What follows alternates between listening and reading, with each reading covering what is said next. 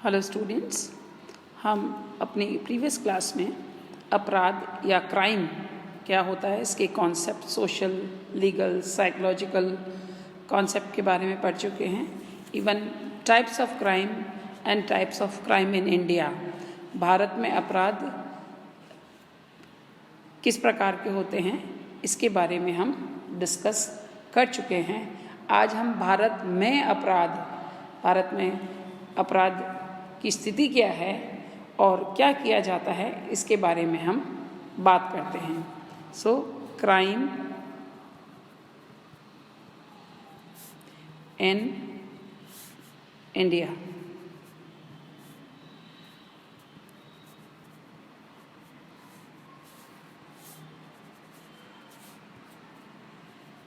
भारत में अपराध, आज आप देखें तो भारत ही नहीं, पूरा विश्व जो है वो अपराध के चुंगल में है। और भारत में, चूँकि भारत की अपनी एक विशिष्ट संस्कृति है, अनेक अपराधों का सामना फिर भी कर रही है, इतनी रिच हेरिटेज और कल्चर होने के बावजूद भी। हालांकि कई ऐसे अपराध हैं जो अन्य देशों में होते हैं विश्व के, वो भारत में देखने को नहीं मिलते हैं। यहाँ पर हत्या, डकैती, चोरी, लूटपाट, मारपीट, गबन, धोखाधड़ी, भ्रष्टाचार, मिलावट, नकली दवाएं और नकली मुद्रा का व्यापार तथा आवारागर्दी जैसे सार्वभौमिक अपराध तो घटित होते ही रहते हैं। धर्म, जाति, क्षेत्र और भाषा में भेदभाव से प्रेरित अपराध भी यहाँ देखने को मिलते हैं, जो कि अन्य देशों में नहीं मिलते हैं। आतंकवाद और महिला उत्पीड़न रूपी अपराध जैसे अनेक देशों की भी समस्या है, किंतु इन दोनों प्रकार के अपराधों का जघन्य रूप देखने को मिलता है। बलपूर्वक धर्म परिवर्तन कराना भी एक अपराध है। यह अपराध भारत के कुछ क्षेत्र में तेजी से अपने पैर पसार रहा है।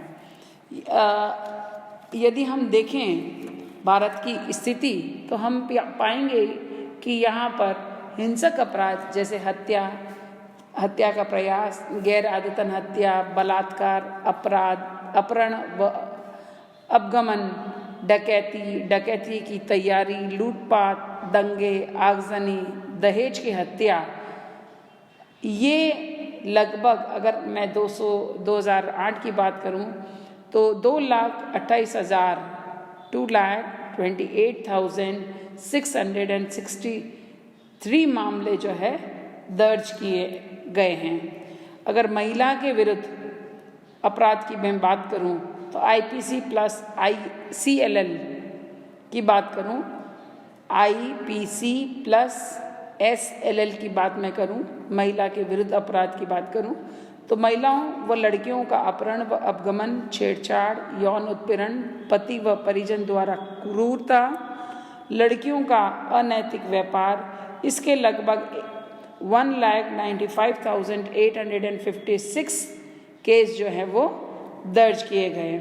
आर्थिक अपराध जैसे अमानत में विश्वासघात करना, जैसे किसी को पैसे दे दिए और वापस उसने दिए नहीं, धोखेबाजी और नकली उत्पादन जो कि आर्थिक अपराध कहलाते हैं, वे लगभग 86,057 अपराध जो हैं दर्ज हुए हैं 2008 में। कुल संपत्ति संबंधी अपराध की बात करें जिसमें सेंधमारी और चोरी आती है तो वो है 4,10,503। अनुसूचित जातियों के विरुद्ध जो है अपराध, वे लगभग 33,615 दर्ज किए गए थे।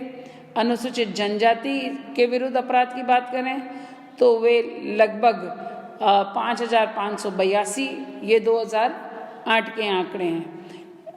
बालकों के विरुद्ध अपराध की बात करें तो ये 22,500 हैं। IPC धारा के अंतर्गत संज्ञेय अपराध जो है वह 20,93,379।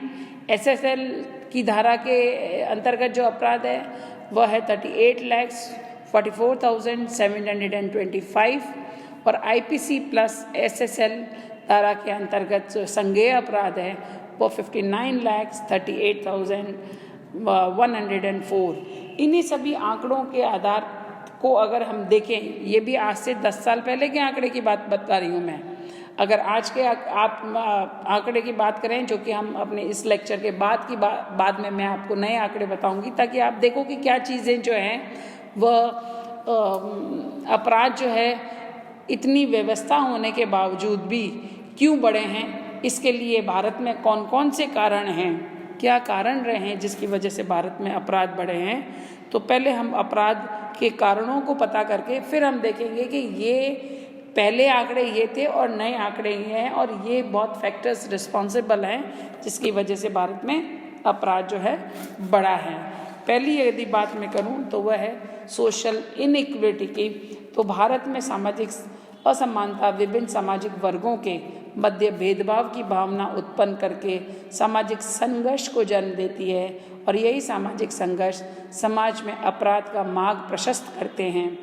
आत्महत्या जैसे गंभीर अपराध का प्रमुख कारण समाजशास्त्रीय दृष्टिकोण से व्यक्तिगत विघटन माना जाता है, किंतु वर्तमान की स्थिति हम देखें भारतीय समाज में व्यक्तिगत विघटन का सर्वप्रमुख कारण सामाजिक असमानता है।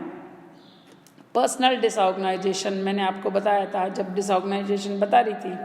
अनुसूचित जातियां जनजातियों का आरोप है कि उच्च जातियों की शोषण संप्रभुता के कारण निम्न जातियां हैं उनका विकास नहीं हो पा रहा है, और उच्च जातियों का आरोप है कि आरक्षण की आड़ में उच्च जातियों का अधिकार से वंचित रखा जाता है। तो ये जो इनइक्विटी है, सोशल असमानता है, भारत में जो सामाजिक असमानता है, इस असमानता के कारण जो है अपराध हो रहे हैं, वह कहीं ना कहीं जो है अब जैसे अगर चोरी की बात करूं या डकैती की बात करूं, तो अनएम्प्लॉयमेंट की वजह से जो है चोरियां बढ़ती है। अनइक्वल डिस्ट्रीब्यूशन ऑफ वेल्थ की वजह से भी जो है वह चोरी डकैती वगैरह ये सारी गंभीर अपराध जो है वह बढ़ते हैं। निर्धनता और बेकारी, पॉवर्टी एंड अनएम्प्लॉयमेंट, मैंने आपको क्या कहा, असमानता क्यों होती है? क्योंकि कहीं ना कहीं हमें लगता है कि अनइक्वल डिस्ट्रीब्यूशन हुआ है चीज़ों का, और ये अनइक्वल डिस्ट्रीब्यूशन जो है पॉवर्टी एंड अनएम्प्लॉयमेंट को बढ़ावा देती है। निर्धनता और बेकारी को अपराध के आर्थिक कारणों के रूप में देखते हुए फॉर्नेस बॉगर एंड सिरिल वॉट जैसे जो विद्वान हैं, उन्होंने ये कहा है कि निर्धनता और बेकारी अपराध के लिए उत्तरदायी कारण हैं, किंतु विलियम हिले एंड ऑगस्ट वार्नर ने अपने अध्ययन में इस बात को गलत बताया है। यद्यपि निर्धनता और बेकारी अपराध के महत्वपूर्ण कारण है। स्पेशली अगर मैं आज का एग्जाम्पल दूं कि कई बार आपने देखा होगा अभी कोविड के कारण जो है पुलिस के कई जगह जो है पुलिस के नोटिफिकेशन भी जारी होते हैं कि छीना चपटी और चोरी, इनसे जो है सावधान रहिए। अब ये क्यों कह रहे हैं? जो लोग आदतन चोरी नहीं करते हैं उनमें वे अनएम्प्लॉयमेंट के कारण, बेकारी के कारण, उनको रोजगार नहीं मिल रहा है, इसके कारण वे क्या है, निर्धन है। और निर्धन होने के कारण क्या है, उनके पास जो डे टू डे लाइफ है, अपनी रोज जो जीवन यापन करने के लिए आवश्यक जिन पैसों की जो आवश्यकता होती है उसकी पूर्ति नहीं होती है, तो उसके लिए वो क्या करते हैं, फिर चोरी का या डकैती का या लूटपाट का ये वाला जो है मार्ग अपनाते हैं। निर्धनता और बेकारी अपराध के महत्वपूर्ण कारण हैं। ऐसे समाजों में निर्धनता और बेरोजगार लोगों में कुंठा अधिक पाई जाती है। अब जो बेरोजगार, मैंने अभी जस्ट एग्जांपल दिया, जो बेरोजगार लोग होते हैं वो कुंठित हो जाते हैं, और कुंठा ऐसे लोगों को अपराधी बनने के लिए प्रेरित करते हैं। भारतीय समाज में कुछ यही हो रहा है।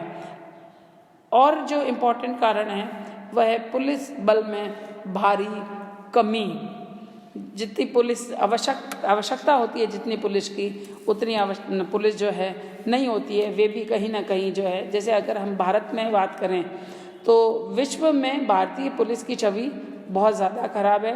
अपराधी जो है बेलगाम होने के, या पुलिस की आप कई बार आप पिक्चर्स मूवीज़ वगैरह में भी देखते हैं कि कैसे जो है रैकेट्स जो है पुलिस थाने से या जेल से जो है वो कंट्रोल होता है। तो ये इस चीज़ को शो करता है, क्योंकि मूवीज़ में जो दिखाया जाता है what is happening in the society, बहुत सी बार जो समाज में जो घटना घटित होती है या समाज में जो हो रहा है, मूवीज़ पिक्चर्स वगैरह जो है, फिल्म वगैरह, वही चीज़ें प्रदर्शित करती है। और भारत में जो है ये पुलिस का जो है मामला बड़ा गंभीर है। उसका एक बहुत बड़ा इम्पॉर्टेंट कारण है कि भारत में यहाँ पर क्या पुलिस बल की बहुत ज़्यादा कमी है। भारत में 1 लाख जनसंख्या पर मात्र 42 पुलिसकर्मी नियुक्त है। इसके विपरीत अगर हम दूसरे स्पेशली हांगकांग वगैरह, जर्मनी वगैरह, अमेरिका की बात करें तो हांगकांग में यहाँ 1000 लोगों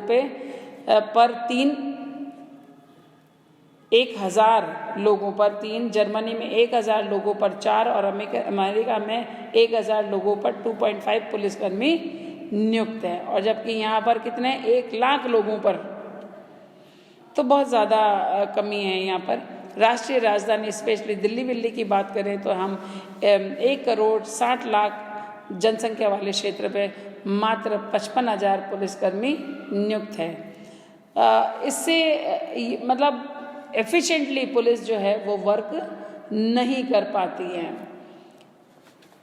सितंबर 2008 में दिल्ली में हुए आतंकवादी हमले के बाद दिल्ली की पुलिस आयुक्त ने सार्वजनिक रूप से ये स्वीकार किया था कि हम पुलिस बल में भारी कमी से जूझ रहे हैं। तो ऑब्वियस है कि जब पुलिस बल में कमी होगी तो कहीं ना कहीं जो पकड़ है या जो हम कंट्रोल की जिसकी बात करते हैं उसमें कमी निश्चित रूप से देखी जा सकती है। फिर बात करते हैं हम निष्प्रभावी कानून व्यवस्था। Legal system is not effective. जब कानून व्यवस्था जो है, जैसे हम कहते हैं ना, बहुत गलियां होती है कानून में, कहीं ना कहीं जो है अपराधी बचकर निकल जाता है।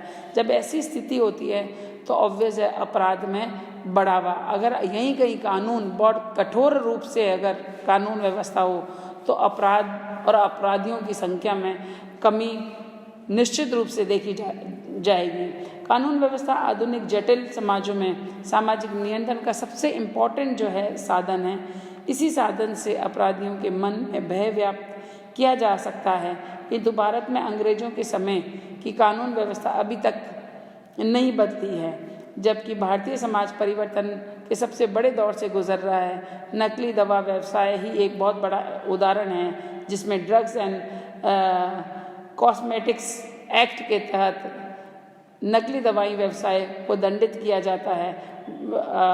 1940 में बना ये कानून, उसमें अनेक संविधान किए जा चुके हैं, किंतु वर्तमान स्वरूप में भी यह अपर्याप्त है। इसके तहत नकली दवाई बनाने वाले और बेचने वालों को संज्ञेय अपराध नहीं माना गया है। इसमें पकड़े जाने वाले को सरलता से जमानत मिल जाती है, जबकि अगर देखा जाए तो जो नकली दवाइयाँ बनाने वाले जो कंपनियां हैं और बेचने वाली जो दुकानें हैं उन पे गंभीर दंड की व्यवस्था होनी चाहिए, क्योंकि डायरेक्टली ये बहुत लोगों की जिंदगियों के और जीवन के साथ खिलवाड़ करते हैं। फिर हम बात करते हैं अपराधियों के प्रति नरम रवैया। जो रवैया जो है अपराधियों के प्रति वो बहुत नरम होता है, और इन नरम रवैयों की वजह से न जाने पता नहीं क्यों जेलों में बंद जो अपराधी होते हैं उनके प्रति, चाहे केंद्र सरकार की बात करें चाहे राज्य सरकार की बात करें, उनके जो पुलिस का, इवन जो जेलर्स वगैरह होते हैं उनका खुद का जैसे लगता है, क्योंकि हमारे यहाँ प्रोविज़न है कि अगर अपराधी अपना चाल चलन वगैरह अच्छा रखे तो उन्हें समय से पूर्व जो है रिहा कर दिया जाता है। तो कई ऐसे अपराधी होते हैं कि वे जो है अपने आचरण जेल में तो सही कर लेते हैं, बट बाद में जब जो है निकलते हैं तो वे अपने पुनः उसी रवैये पे या पुनः उसी रास्ते पर जो है पर चल पड़ते हैं। तो जो अपराधियों के प्रति जो रवैया जो होता है वो नरम भी एक बहुत इम्पोर्टेंट कारण रहता है। जैसे आपने, अगर मैं बात करूं तो 15 अगस्त 2007 को स्वतंत्रता दिवस की खुशी में आंध्र प्रदेश सरकार ने 1500 अपराधियों को समाज देकर रिहा करने का निर्णय लिया, किंतु अगले ही दिवस भारत के सर्वोच्च न्यायालय ने एक याचिका को स्वीकार करते हुए इन कैदियों की रिहाई पर रोक लगा दी। राज्य सरकारों के इस रवैये की कड़ी आपत्ति उठाते हुए सर्वोच्च न्यायालय ने प्रश्न किया कि क्या समाज के लिए खतरा बने स्वाभाविक अपराधियों को कैद के दौरान अच्छे आचरण के आधार पर रिहा किया जा सकता है? क्या राज्य सरकार आजीवन कारावास के दंड को 1 वर्ष की कैद में बदल सकती है? मतलब जिन कैदियों को आजीवन कारावास की सज़ा दी गई थी उनको 1 साल के अच्छे आचरण पर राज्य सरकारों ने छोड़ दिया। तो ये जो रवैया है ये कहीं ना कहीं, अगर मैं कहूँ, पॉलिटिक्स और क्राइम के बीच जो नेक्सस हैं, जो संबंध है, उसको भी दर्शाता है। फिर जो है स्लो स्पीड ऑफ जस्टिस, जो न्याय की जो न्याय पाने की जो गति जो है वो बड़ी सुस्त होती है और उसकी वजह से भी कई बार तारीखों पे तारीख, जैसे आप लोग पिक्चर्स मूवीज़ वगैरह में सुनते हैं, तारीख पे तारीख न्याय कब मिलेगा। तो इसी कारण से कई लोग जो है उन पे कार्रवाई नहीं हो पाती है, या विलम्ब कार्रवाई के कारण जो सबूत वगैरह होते हैं वो भी नष्ट हो जाते हैं, या उसमें भी बहुत सारे चेंजेस आ जाते हैं। और जो प्रोसेस है डिलेड जस्टिस, क्योंकि एक ये भी है डिलेड जस्टिस इज इनजस्टिस, देरी से मिला हुआ न्याय भी वह अन्याय के बराबर ही होता है। तो ये जो स्पीड जो है ये सुस्त भी कहीं ना कहीं जो है अपराध को बढ़ावा देने में एक बहुत इम्पोर्टेंट रोल प्ले करती है। फिर है वोट बैंक की दूषित राजनीति। हमारे यहाँ जो वोट बैंक अपराध का यह कारण केवल भारत में ही नहीं देखने को मिलता है, विभिन्न राजनीतिक दलों में द्वारा धर्म, जाति, भाषा, क्षेत्र, यहाँ तक कि व्यवसाय के आधार पर भी भारतीय समाज में वर्गों में बांटकर उनका प्रयोग अपने वोट बैंक के रूप में किया जाता है। एक वर्ग व्यक्ति यदि अपराध करता है तो उस वर्ग का समर्थक राजनीतिक दल उस व्यक्ति को निर्दोष सिद्ध करने में तुल जाता है। यदि कोई व्यापारी मिलावट या जमाखोरी में पकड़ा जाता है तो व्यापारी संघ या व्यापारी मतलब जो संगठन बना हुआ होता है वे जो है किसी राजनीतिक दल जो है उस मुद्दे को उठा लेता है और व्यापारी मंडल जो है उसका समर्थन करता है। और मतलब उसका रीज़न क्यों होता है, क्योंकि इलेक्शंस वगैरह में जो है वो कहीं ना कहीं उसको फंडिंग करते हैं और उसको बचाने के लिए कहीं ना कहीं पॉलिटिकल पार्टी जो है वो उस व्यापारिक मंडल को अपना समर्थन देती है और उस व्यापारी अपराधी को जो है बचाने का पूरा प्रयास करती है। तो ये जो दूषित राजनीति है, वोट बैंक की राजनीति है, कहीं ना कहीं भारत में अपराध को बढ़ाने में एक बहुत इम्पोर्टेंट रोल प्ले करती है। Thank you.